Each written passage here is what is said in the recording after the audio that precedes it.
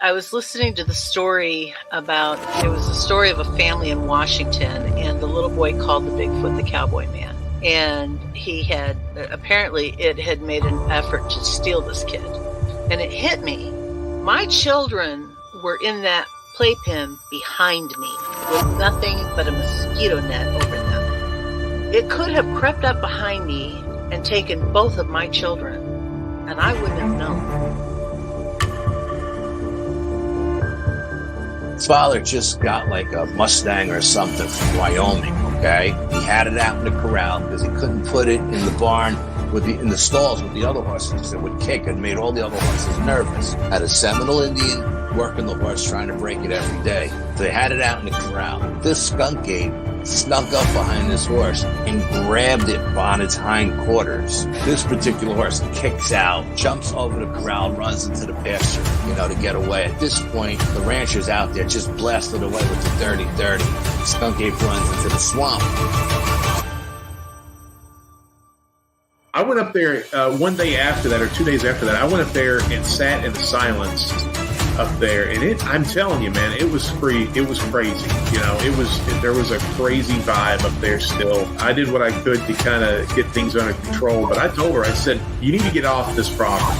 I feel like no matter how strong you are, it's almost like standing in the ocean. You can't stand still without moving your feet. You're going to get knocked over eventually, no matter how strong, whatever. You can't withstand a barrage of weird spiritual energy.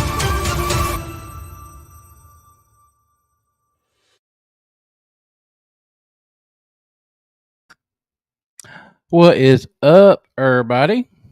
I am your host, Wayne. Welcome back to Paranormal Odyssey Live. I am joined, as always, by my great friend, co-host, producer, unprofessional. Let's see how unprofessional. Miss Tiffany. How you doing, ma'am? I'm good. See, I was testing you. I didn't realize that I had not unmuted myself. Mm-hmm. It's always an adventure with me. It really is. It is. You never know what you're going to get. What's up, ma'am? You've had some just all kind of interesting crap going on at Casa de Duran, right? Yes, it has been a lot. I sent you this morning, and we have a show, you guys. Me and Dak are going to be on this show. As funny as that is, we are. September 17th at 8. And I was going through the footage from last night, and our trash runs Tuesday morning, first thing Tuesday morning. So we usually set it out on Monday evening. We chose not to do that this week because of what happened last week. So when we got up this morning, we were, I went through the footage, and there is something. It's a figure. Okay, it's an upright figure. To sum it up, yes. I tried to manipulate the picture and stuff like that. You can definitely tell a head, the shoulders, the torso, right there where we normally set our trash can. And it was in the same time frame that our trash can got messed with last week. And then we went down in the backyard to mow, and the ground's kind of soft because it had been raining. And there was a footprint that looks like a footprint. I'm not saying that it's a Bigfoot, but it's unusual. So it's intriguing. You are going to get to try your hand at casting for the first time. You're going to go and pick up some plaster of Paris tomorrow. Is that right? Yes, I'm going to attempt to do this. I put our we don't have a circular mop. We have which to cover the whole print, you would have to have an oblong kind of oval thing to cover it all up. So I put that mop bucket over it. So hopefully nothing messes with it. Yeah. Well, I mean, and you sent me the video, and I can tell you there's something. There is something that is moving, and I thought it was white in color, but then you told me you messed with the coloring and everything. It's definitely lighter in color than the area around it, and it looks like it's on 2 feet.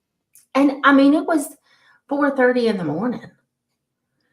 Yeah. When it caught it first. So it takes our security camera takes a snapshot of every hour. And it had it there at 4:30, and then it had it there at 5:30. So Zach was talking today, and he's like, well, what if it was there at 4:30, walked up to the dead end or somewhere, and then it caught it coming back down at 5:30, which is a possibility too. It's just strange.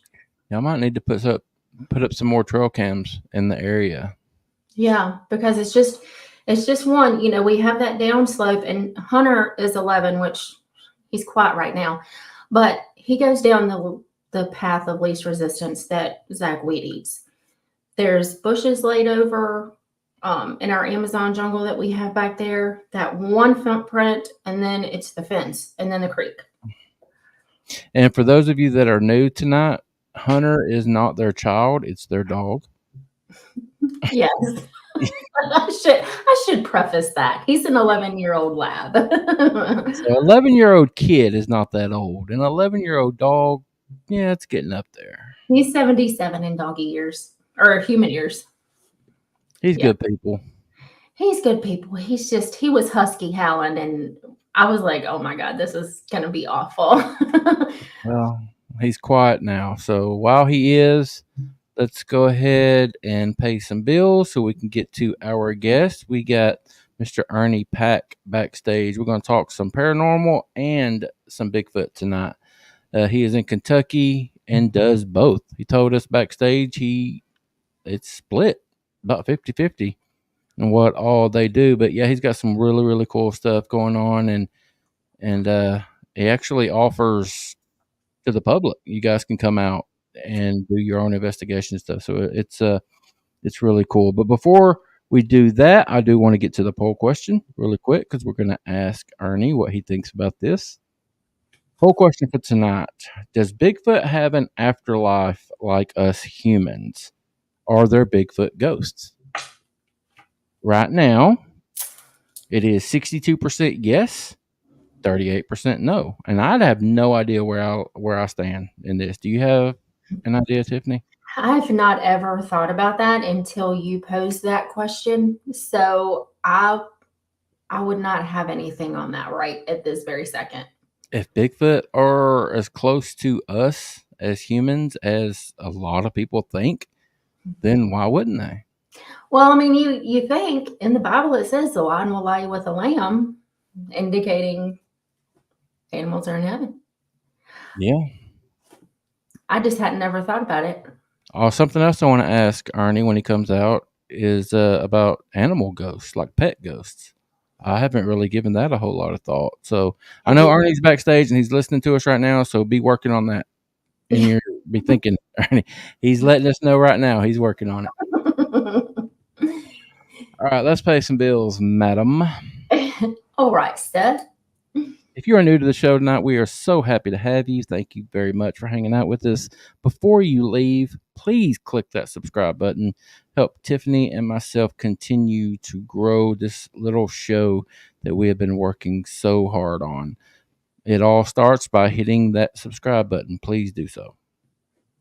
And if you have an encounter you would like to share and would like to come on with Wayne and I, you can reach out to him, Wayne at paranormalworldproductions.com, or me, Tiffany at paranormalworldproductions.com, and we will get you on the schedule for September. Yes, indeed. I want to invite everyone to head over to paranormalworldproductions.com. That is our website. Show some love to all the other shows under the studio's umbrella. Maybe consider picking up some merch, checking out the blogs, and sign up for the Bigfoot newsletter. You can do all of that at paranormalworldproductions.com. And if you have any questions for tonight's guest, please just put them in all capital letters. We highlight them and ask them at the end of the show, around the last 10 minutes or so, in a rapid fire question answer session. As long as they're in capital letters, we will get to as many as we possibly can. All right, and lastly, guys, I want to invite anyone that is new tonight that haven't heard us talk about it, and if you've just been on the fence, we offer a membership to our channel here. It is only $1.99, 199 pennies. That's all it costs. You guys, anyone that has been in this for a little while, y'all know it costs money putting this stuff out. The programs that we use to edit. I mean, this to even put this show on, I pay a monthly fee for that. Like Alex says, best $1.99 a month ever a month that he could spend. And he says that every episode, and I appreciate it, buddy. But yeah, it costs money to put this stuff on. Nothing in this world is free.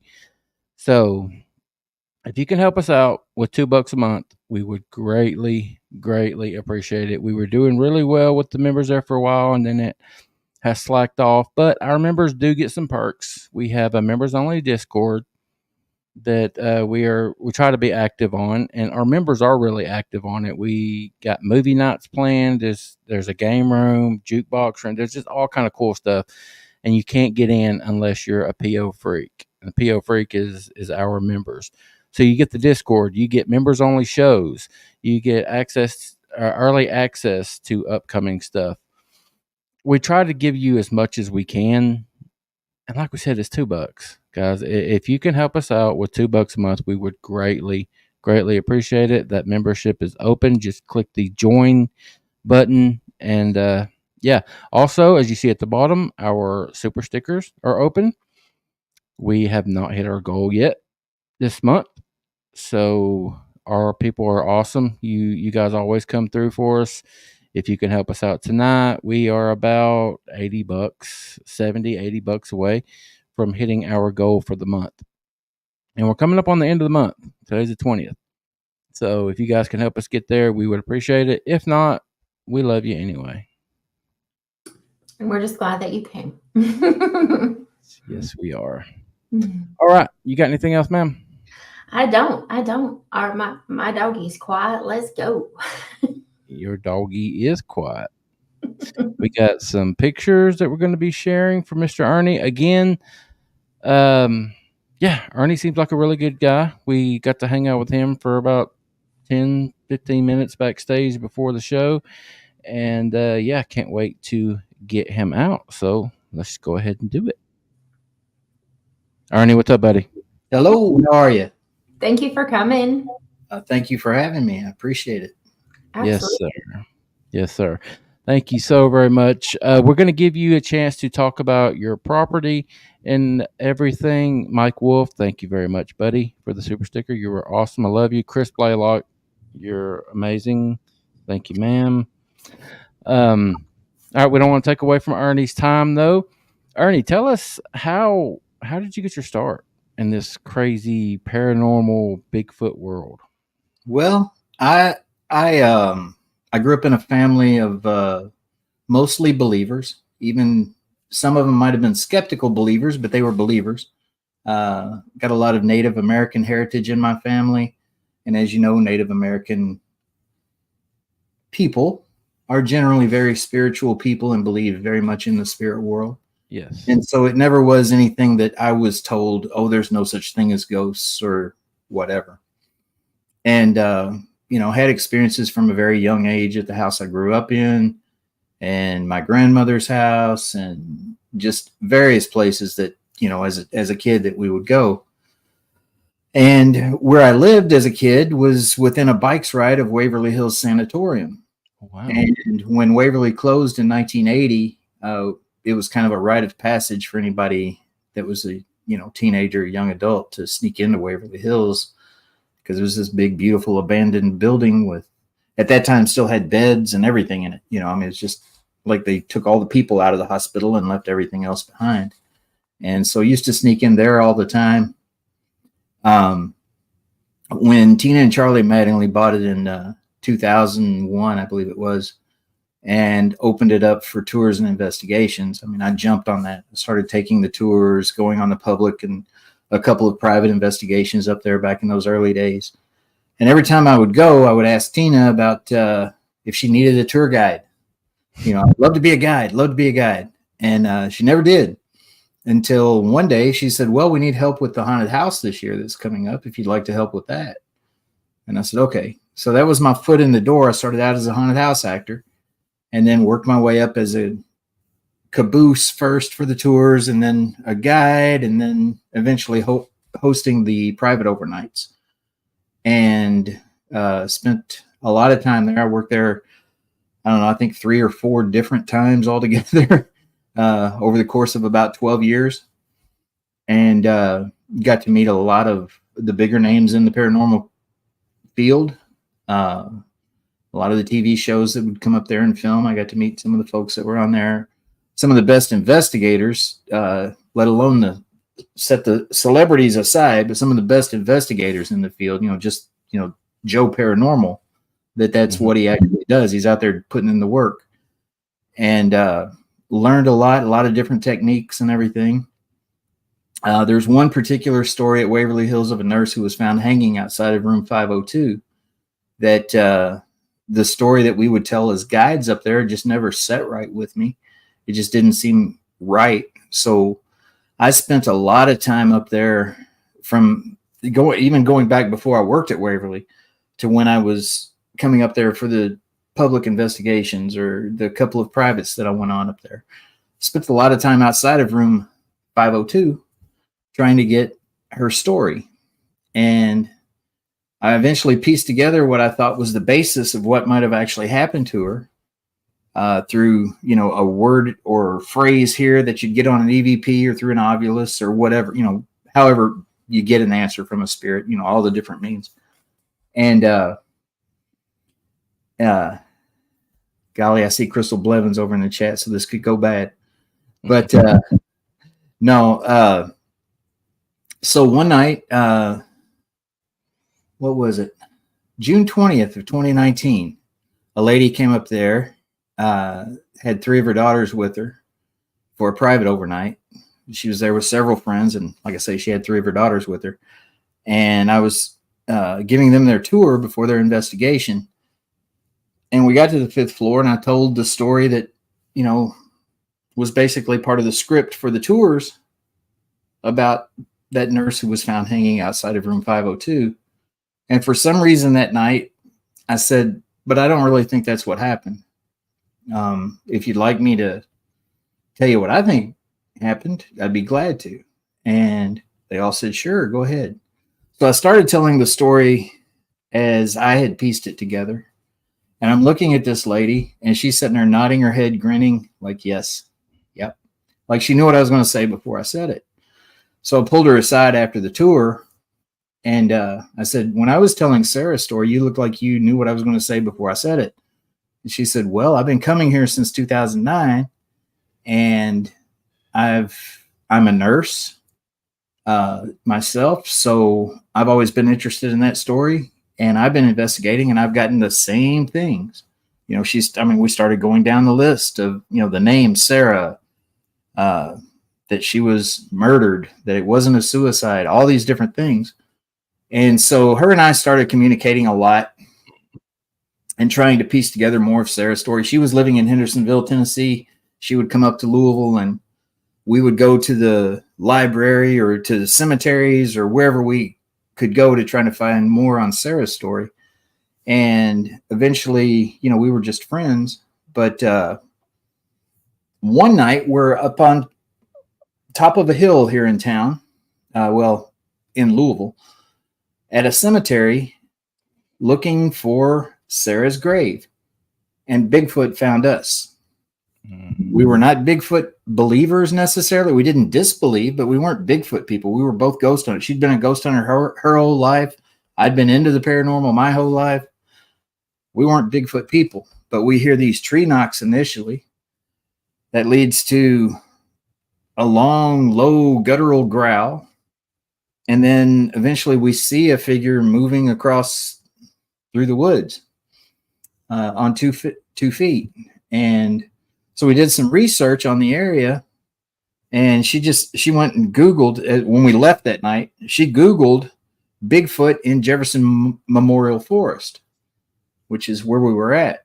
And it just so happened that there was going to be a Bigfoot expedition that weekend, the following weekend, because there had been so many sightings recently in that area. So we were like, maybe we did see a Bigfoot. So I wound up contacting one of the guest hosts for Coast to Coast AM, who I knew from doing a live stream for them at Waverly. And I told her what had happened. And she said, "Oh, we got to get you on a show. We need to do something. We need to do a Ghost Hunters Meet Bigfoot live stream. What's your team name?" I said, "We don't have a team. It's just me and Denise. You know, we're just two people." And she said, "Well, you got to have a team name if we're going to do this live stream." And my last name is Pac. My nickname has always been Pac-Man. In the game Pac-Man, what did he do? He chased ghosts. Mm-hmm. We're Pac-Man Paranormal. There you go. So that's how Pac-Man Paranormal was born, because Bigfoot found us when we were ghost hunting, if that makes any sense. Yeah.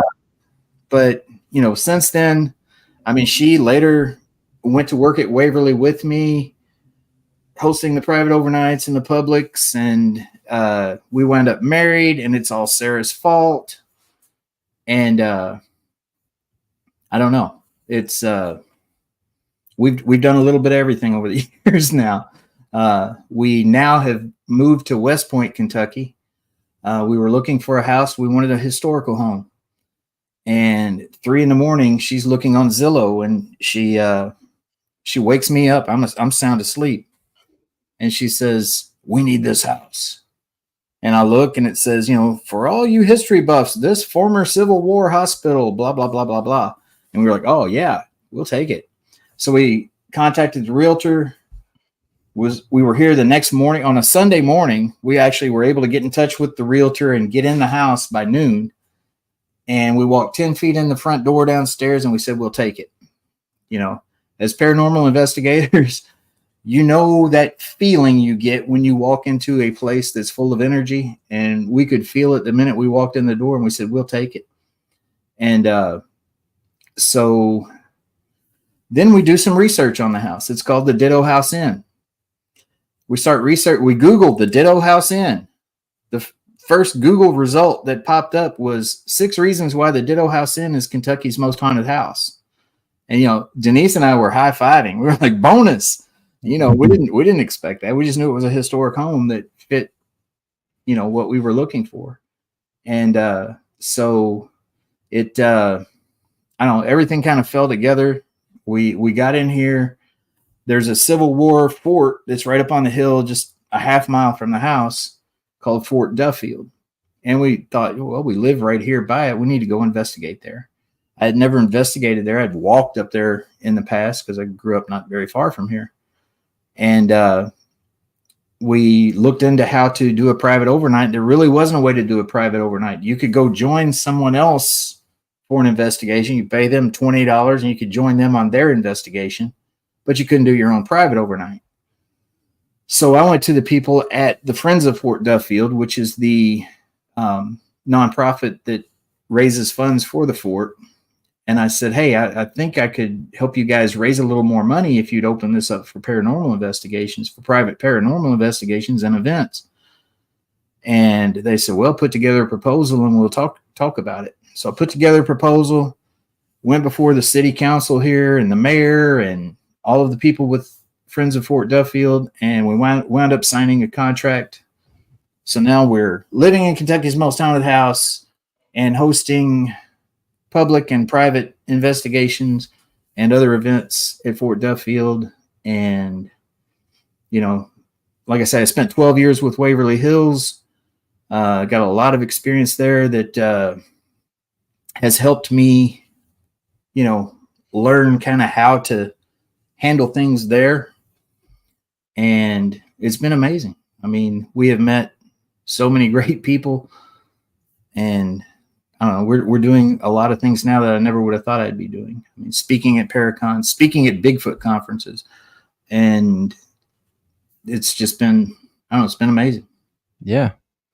Yeah. I mean, it's amazing the doors that open up once you start doing this. And that's awesome, man. I do want to ask you real quick about the poll question that we had tonight. Does Bigfoot have an afterlife like us humans?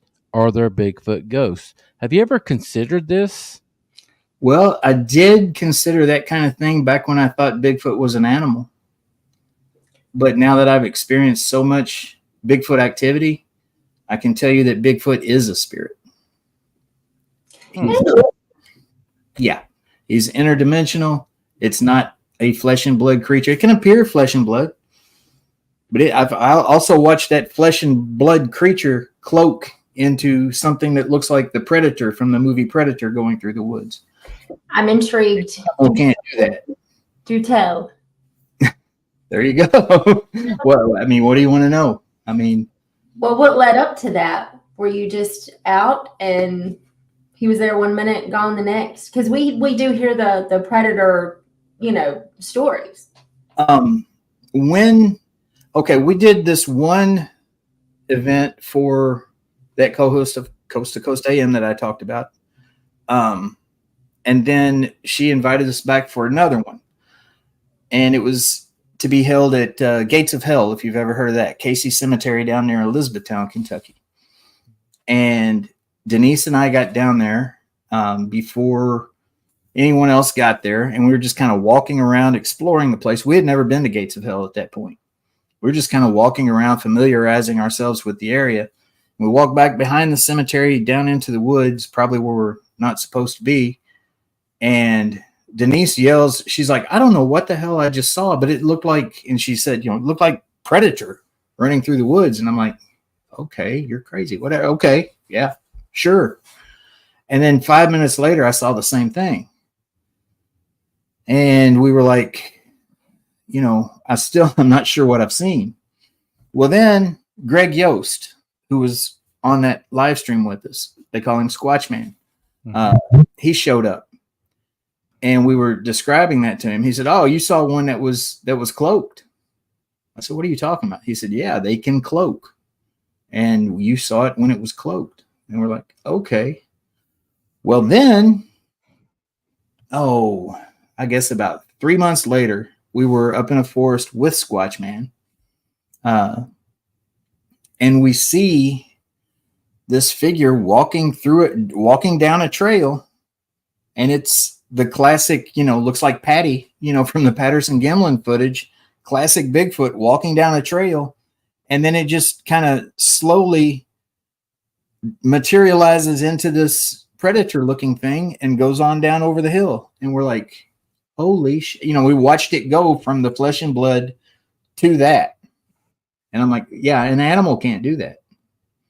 I mean, it's not what I thought it was. That's fascinating.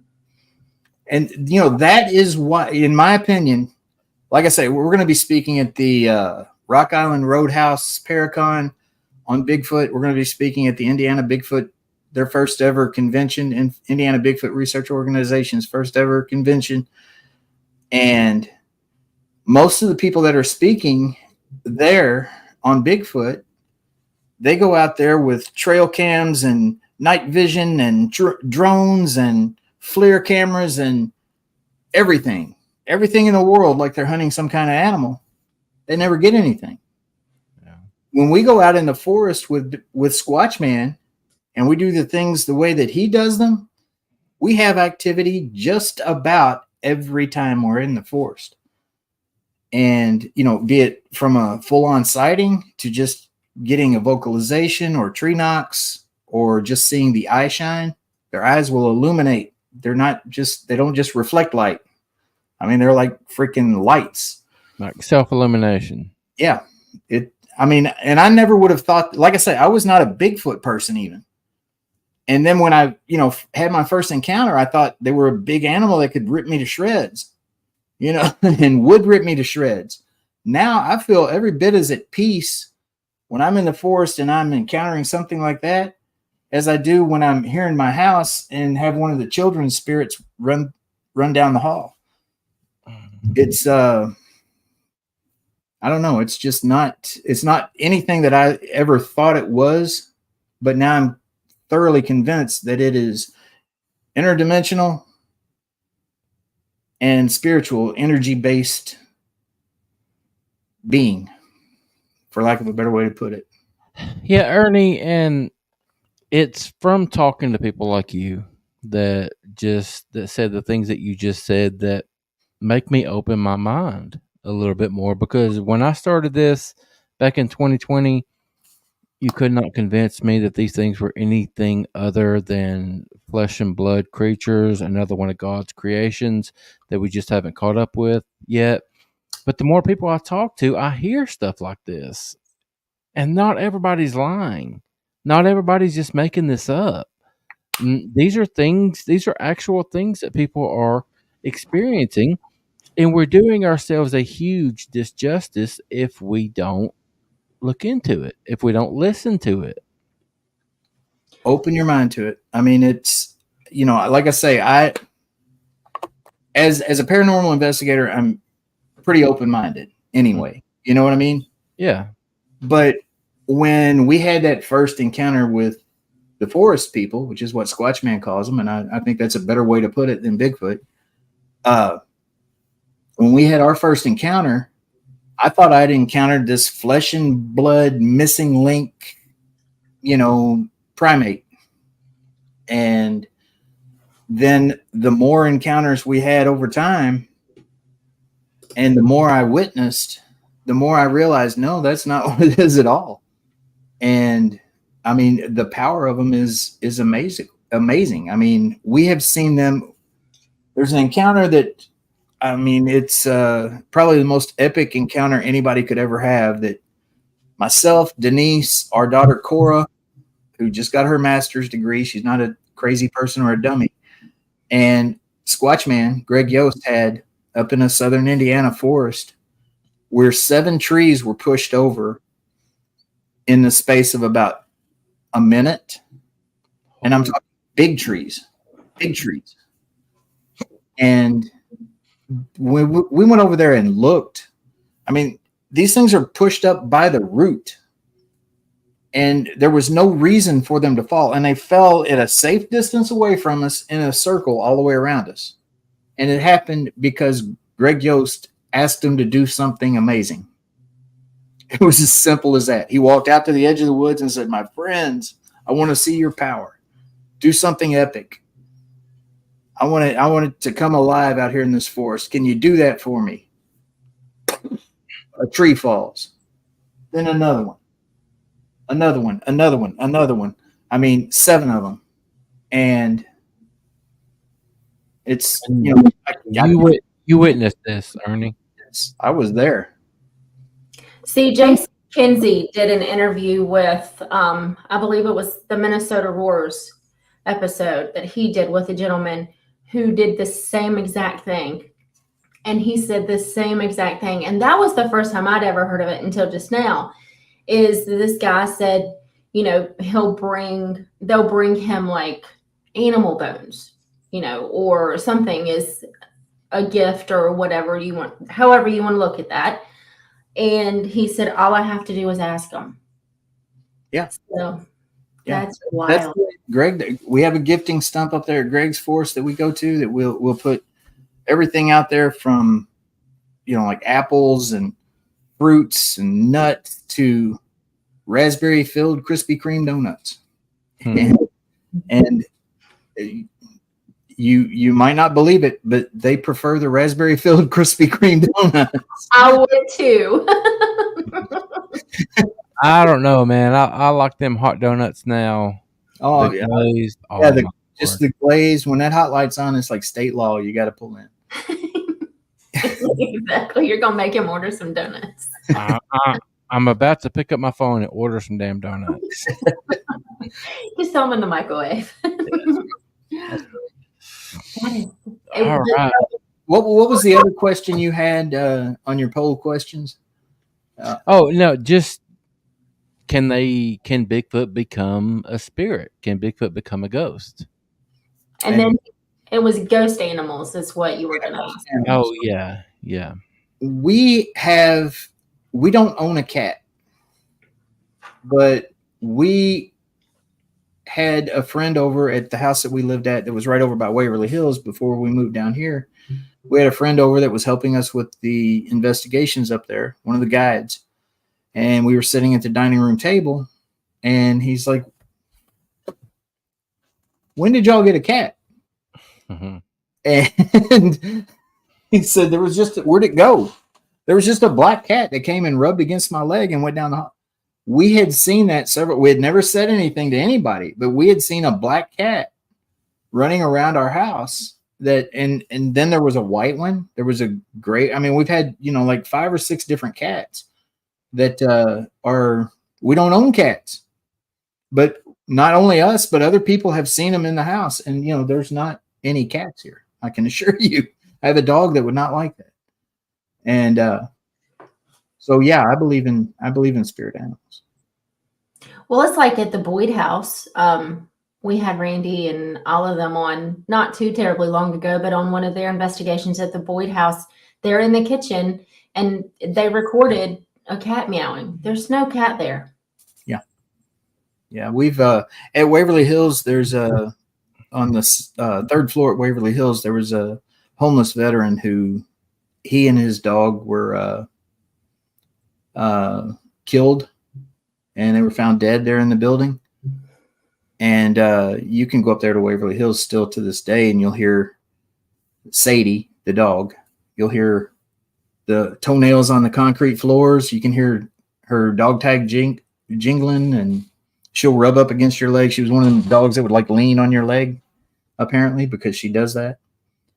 So yeah, I firmly believe that there are spirit animals out there. Yeah.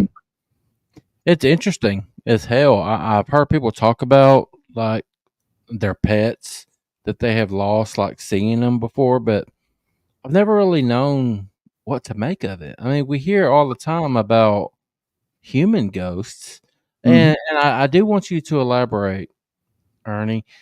You said you were talking earlier about the child ghost. You mentioned it in passing. The child ghost that runs down your hall. We have got to talk about that, man.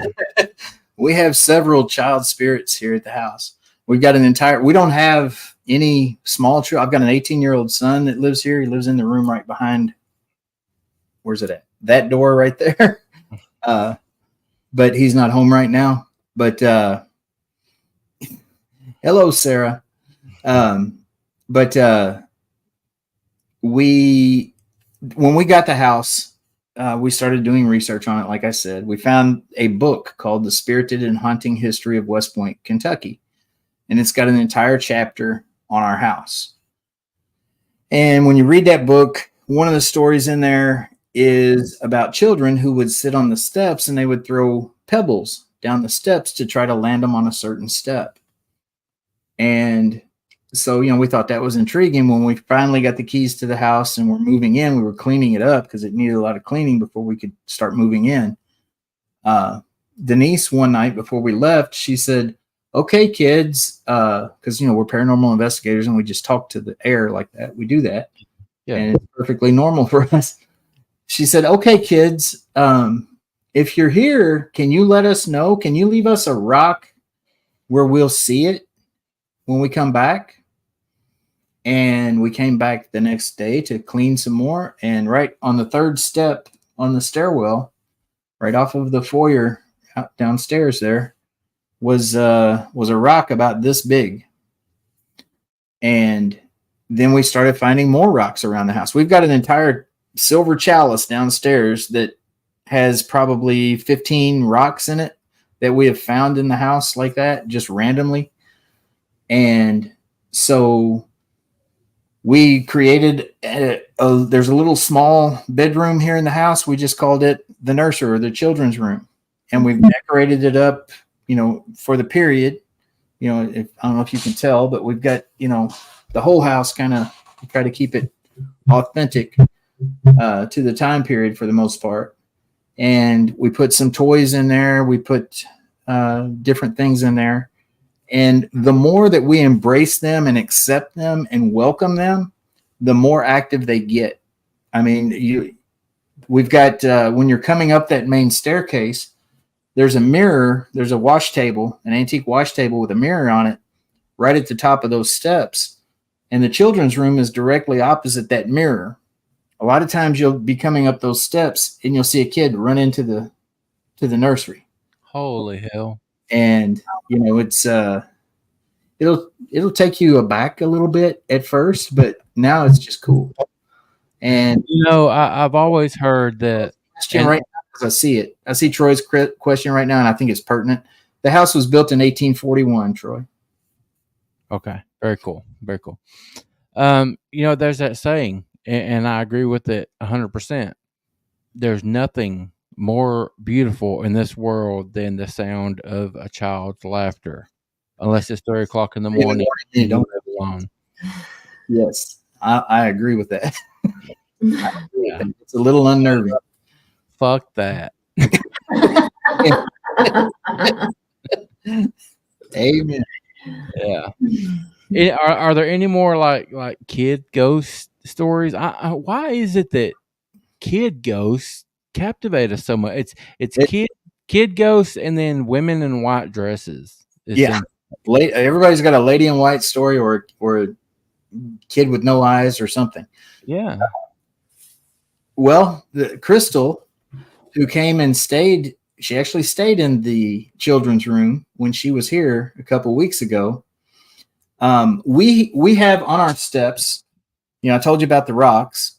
Mm-hmm. Well, Denise and I put a crystal on each step for them to play with. And every now and then you'd come home and, the crystals would be moved. There might be 2 on one step and none on another, where they had moved one from one step to the next. Really? And so, that happens a lot. Well, we had one crystal that turned up missing about a month and a half ago. And we kept looking for it. I mean, cabinet doors open and close in here all the time.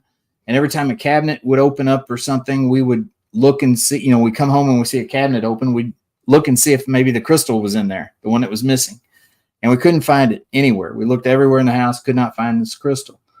Well, when Crystal came and stayed, she slept in the children's room, like I say. She got up the next morning, went and took her shower, went back, was going to make the bed. When she went to straighten the pillow, that missing crystal was under her pillow. Oh. And she will verify it for you. I mean, that happened. And so they're very active here. I mean, there's a reason why they call this the most haunted house in Kentucky. It's not small things. It's big things. What is it with the kids? Why kids? We know of at least 2 children that died here over the years. Boys or girls? One for sure was a girl. The other one, I'm not sure the gender, but I know there was another child that was, I think, 3 that passed away here. There were also 2 women that died during childbirth and lost the baby during childbirth. So there's several. Yeah. I mean, and then, Fort Duffield itself, it was manned by mostly home guard units, which if you're familiar with Civil War history, the home guard units a lot of times were kids from 13 to 17. And there were 48 deaths at least. We think there might have been 63, but there's confirmed, I think, 46 or 48 deaths up at the fort. And they were all of either accident or disease. The fort was never actually under attack. But it was just active for 6 months and 48 people died. So, think about that. That's a lot. That's a lot of energy left. Yeah. And these were young kids. And our house was one of the houses where they would bring the sick soldiers to care for them. And several of them died here. We've been told that there's 28 confirmed deaths in the house, and about 20 of those are from Fort Duffield. So 28 confirmed deaths in that house? Yeah. Do you see any of the soldiers that passed away or experienced? Absolutely. Yeah. We have, I wish I could, Denise is working right now, and I didn't get a chance to send you the EVP that she got. I don't know if you could play it anyway, but she's had a soldier. We assumed it was a soldier because it was a young man in like a blue uniform, and this was a Union fort, that would like flirt with her or always hang around, and he'd play with her hair or whatever. And one night she was here by herself, and she kept feeling something messing with her hair. So she started running a recorder. You can see the house needs a paint job, but we're working on that. We're getting there. We're gonna have it pressure washed and then tuck pointed. But anyway, she started running a recorder, and she said, I'm just going to be sitting here at the table doing some bills and some paperwork, but you're welcome to be here. And as soon as she finishes talking, you can hear, it's just clear as a bell, a whistle. And I don't know, we've seen soldiers, Todd and Leanne Eskew of the Black Wolf Paranormal, who host the public events at the Bell Witch Cave. They stay here a lot, and they have seen a soldier like standing sentry at their bedroom door. They wake up in the middle of the night and he's standing there by the bedroom door. So, do you ever get freaked out by anything anymore? Yeah. Yeah, every now and then you do. I mean, it's a little creepy every now and then. As used to this as we've investigated all over the country, some of the most haunted places in the world, and spent a lot of hours by myself, the only person in Waverly Hills Sanatorium. A lot of people consider that the most haunted place in the world. Right. And still, when you're home alone, like last night, Denise, she works night shift. She's a nurse. She works night shift. I was the only one here last night. I did not sleep much. There was one time I let the dog in from out back and gave him his treat and told him to go to his room, and he starts trotting toward his room. He stopped at the edge of the dining room and just started growling and just froze. And I was like, what are you doing? What is it, Red? And he was just focused. He would not turn around and look at me. He was just standing there growling. And I'm like, what's in there? I don't want to go. I was convinced somebody must be here that shouldn't be. Red's very friendly. And so I wound up going up the back stairs around the other way up through my son's room and came through here, got the gun, and went and cleared the house like, SWAT or something. Because I was convinced somebody was in the house. And that was, midnight last night. And then I kept hearing noises, people talking, people walking down the hall. And, when Denise is home and, we're laying in bed and we're hearing things like that, we just go, you hear that? And we nod and kind of giggle and ignore it. But when you're here by yourself, it's a little different. It adds a whole different element, I think, when you're alone and you hear it. Like, because we've had stuff going here. We're having stuff going now. But when Zach's here, it's that sense of security because I'm not the main protector of our teenage daughter. Right. And you can just kind of relax a little bit. You're not cuckoo crazy because you're not the only one that's hearing this. Yeah. All right. Well, guys, I think we have a world record for this program for questions. We have 17 starred items. Not all those are questions, but we're going to try to get to those real quick. That's why we're getting to it a little bit early because we got so many. So rapid fire, just as quick as we can. Ernie, Mike Wolf, my good buddy. What was the scariest thing you've seen and where was it? A woman getting thrown across the floor, dragged backwards. She landed on her face. She was dragged backwards by something unseen, picked up by her legs, and slammed back down on her face at Brushy Mountain Penitentiary in the cafeteria. Holy hell, that qualifies. Yeah. Oh, my God. Yeah. Did she die? No, she was freaked out, though. I wouldn't go back. Because everybody that was there, to be honest. Oh, my God. What could she have done? She touched Denise when Denise was trying to hold a negative energy. Denise said, come over here, feel this, but don't touch me. And she put her hand on Denise's shoulder. Boom. Eyes went black and she went flying sideways. And you saw this? Yes. And part of it's on video. We got video of part of it. Oh, my God. The last. Send me that video, Ernie. Okay, I'll have Denise send that. She's Yeah, got. I don't have it on mine.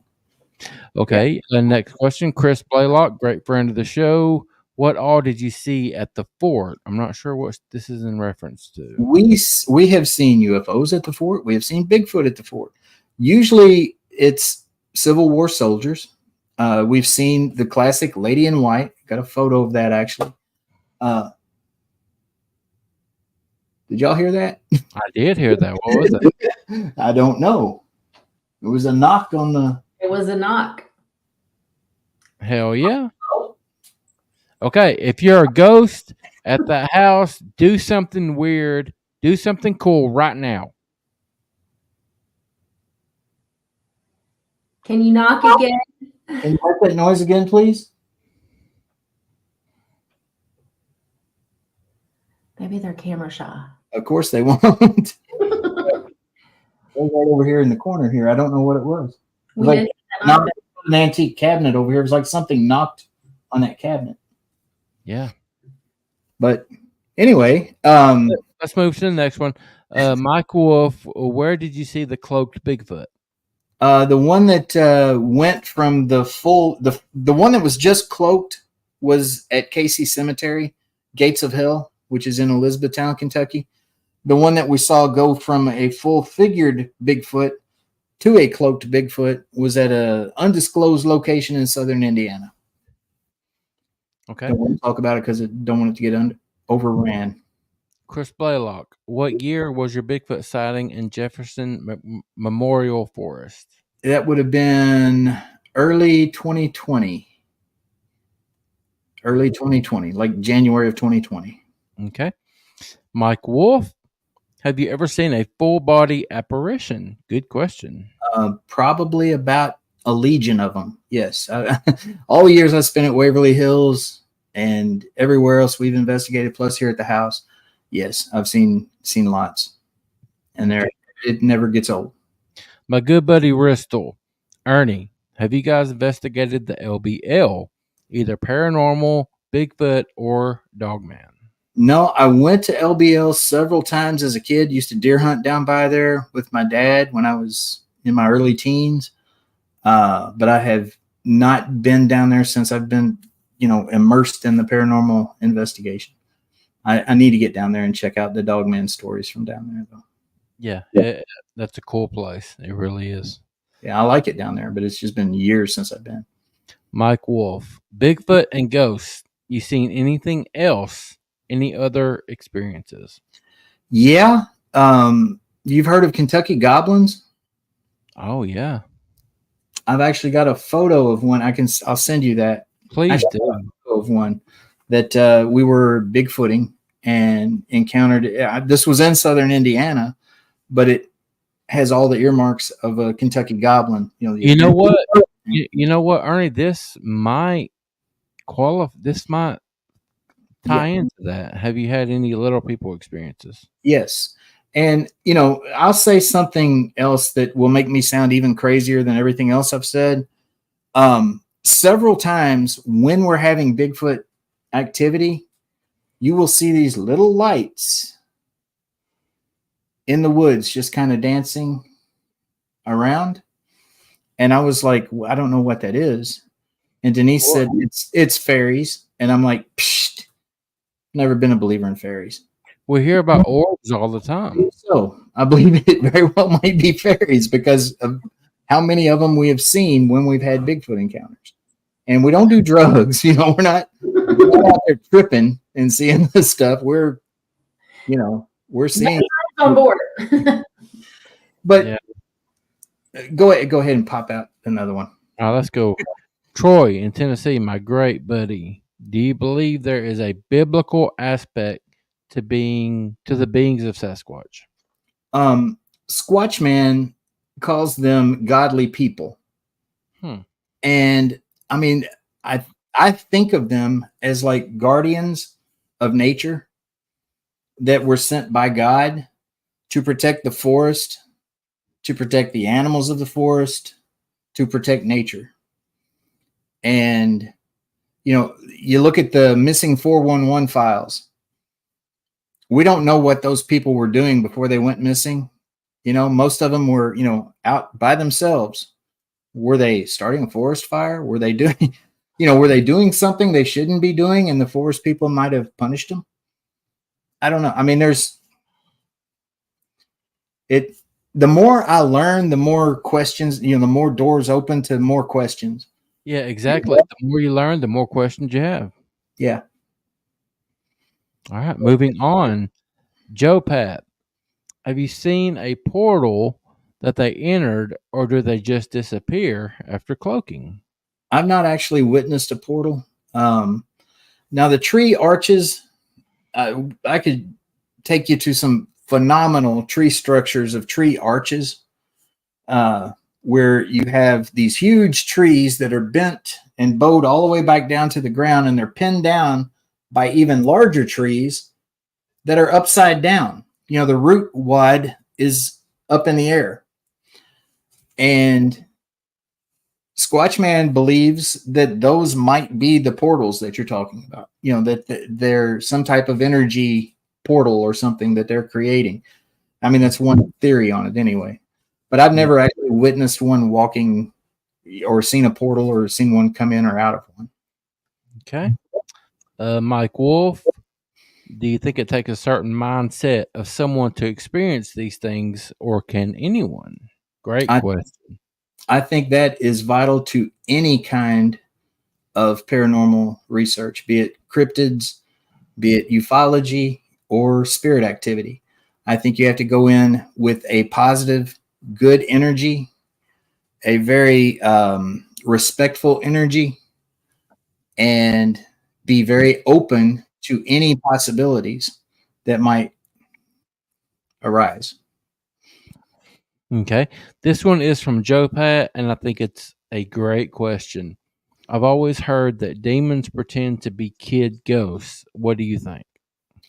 I think that's possible, but in 30 years as a paranormal investigator, and hundreds, if not thousands, of encounters, I might have had 4 situations that I thought might have been demonic. If you work with a true exorcist, not some internet trained demonologist or whatever, but a true exorcist, which we have, we're actually married by one. They will tell you there's a whole nother level to demons besides getting scratched or having something bad happen or whatever. And I think demons are a lot more rare than what they're portrayed in paranormal entertainment television and YouTube shows and things of that nature. I agree. I agree with that 1,000%. All right. Freaking Fabulous and Friends. Have you ever investigated the former state hospital in southern Indiana? And if so, did you witness any activity? If you're talking about Indiana State Sanatorium, yes, and yes. Indiana State Sanatorium, that's the only one I can think of that might fit that description that I have. But it's very active. It's a place that is kind of amazing to me. I mean, it's, having spent so much time at Waverly Hills Sanatorium, I mean, it's another former tuberculosis hospital. It was just interesting to me to see the differences and the similarities. And we got in there, and yeah, it's a very active location. Okay. All right. And these last 3, I just want to say thank you. You're welcome. Very quick. It's been my pleasure. Mike Wolf, $5 super sticker. Thank you so very much.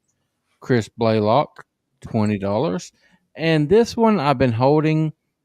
I don't want to take any time away from you, Ernie, but I do want to say a very, very special thank you to Scott Trent, who donated $100 tonight. He said, I have said it before and will continue to say it. I don't know you all personally, but I do. You all have helped me more than you will ever know. Love you all. God bless.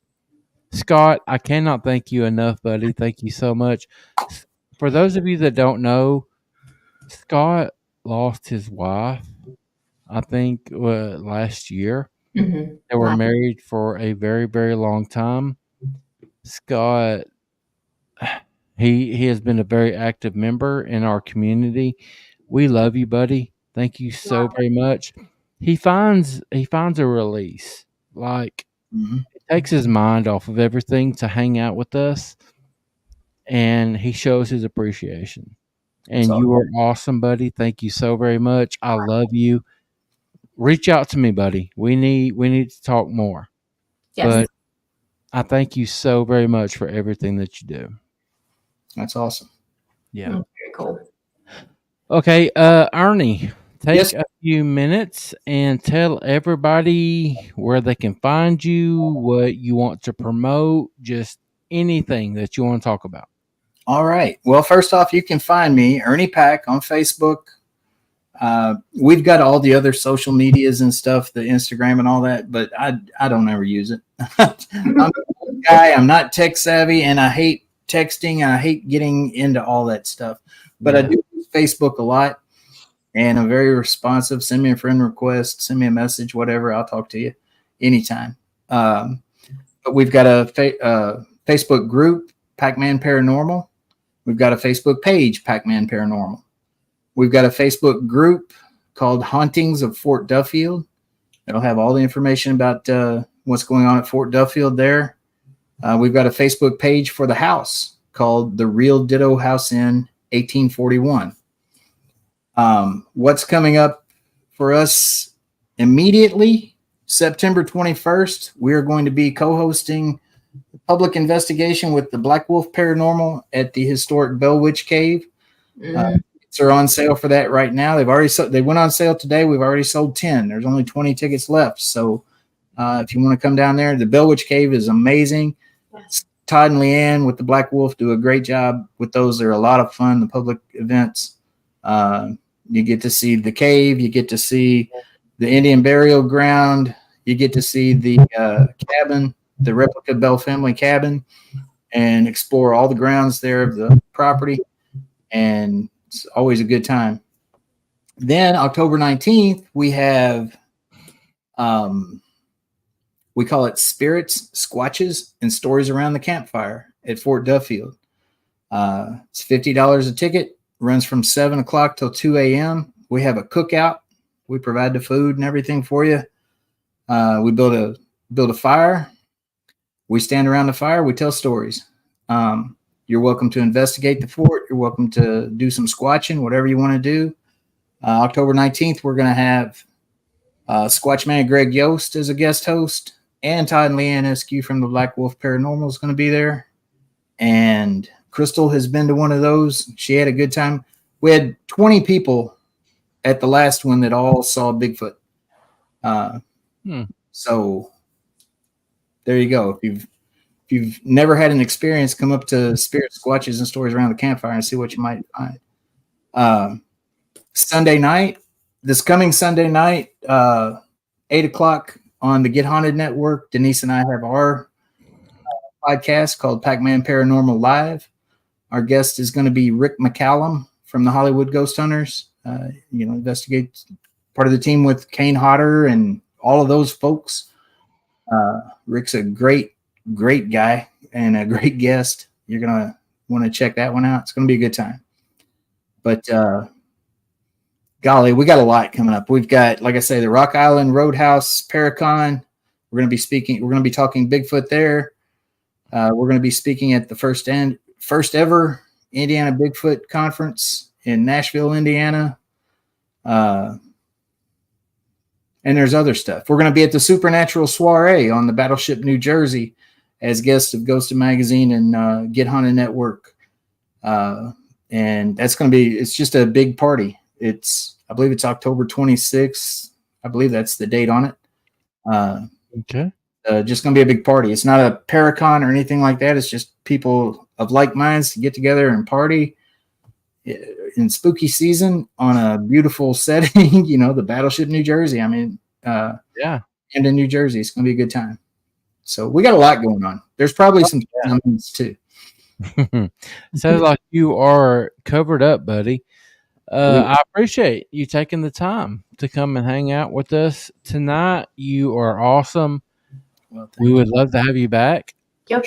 I feel like there's so much. We just scratched the surface. I feel like there's so much more that you could talk about. There's a lot of layers to the onion we can peel back. All right, buddy. We appreciate it very, very much. You enjoy the rest of your evening. You too. It's been fun. Been a good Thank time. you. Y'all take care. That was very cool. Yeah, very, very cool. Good guy. I can just listen to him like repeatedly, just because he's got stories like tucked down in there. That's why I asked him to come back. Because there's so much more. I feel like that he has to share. And like the brushy penitentiary, like if I saw that in person, I'd probably slam my own face into the ground because I feel like the dog you hear barking is not ours. It's our neighbor's. It's our neighbor's dog. Why is your neighbor in your house? Nope. You hear Rufus. His name is Rufus, and he is outside my office window. All right. Again, Scott, I can't thank you enough, buddy. That was so generous. We appreciate it very, very much, buddy. You're a very valued member of our community. We love you, buddy. Thank you so very much. Yes, we love you lots and lots and lots. And do send us an email. Please do. Please do. All right. Let's get out of here, ma'am. Say your goodbyes. Bye. You guys come back and see us on Saturday at 10 o'clock Eastern. I am going to have a very special guest on, so you don't want to miss it. Very, very cool. All right, guys. Until we talk to y'all again, y'all take care of yourselves. Take care of each other.